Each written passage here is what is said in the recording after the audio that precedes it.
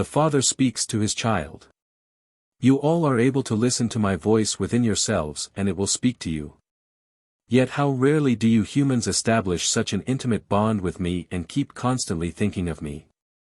How rarely do you give me the opportunity to speak to you by consciously entrusting yourselves to me in order to talk to me personally, by withdrawing from the world and involving yourselves in thoughts solely of me. You do this so seldom because you don't seriously believe that you will be able to hear me, that I will speak to you like a father speaks to his children. You have not yet established the relationship of a child to its father. I am only ever the distant God to you, whom you dare not address and who therefore cannot talk to you like a father to his child. But you can try it at any time. You only need to withdraw from the world, you only need to quietly enter into contemplation and take the path to me in your thoughts.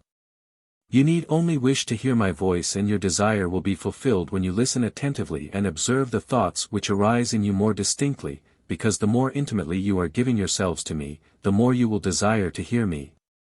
For I will answer you, because I do nothing more gladly than talking to my children who are now bound to me by a strong bond of love, the Father's love to his child. And if you would make this attempt more often, you would be delighted by the inner peace permeating you, for you would feel my nearness and, in this nearness, you would also know yourselves to always be protected. Every one of you could attain this blessing of my communication, even if he is not conscious of the fact that it is this intimate contact with me which provides him with inner tranquillity.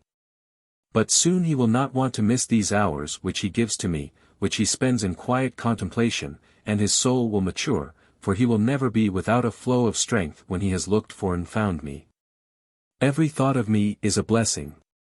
All people should avail themselves of this and time after time turn to me in thought, for then he will have already addressed me and I can answer him if he listens to this answer, that is, if he waits quietly and then takes notice of his arising thoughts.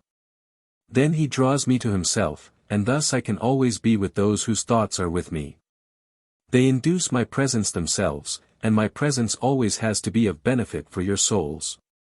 Hence you should often give yourselves the blessing of my presence, for it requires your will to withdraw from the world and lift yourselves into spiritual spheres, where you will always be when your thoughts are with me.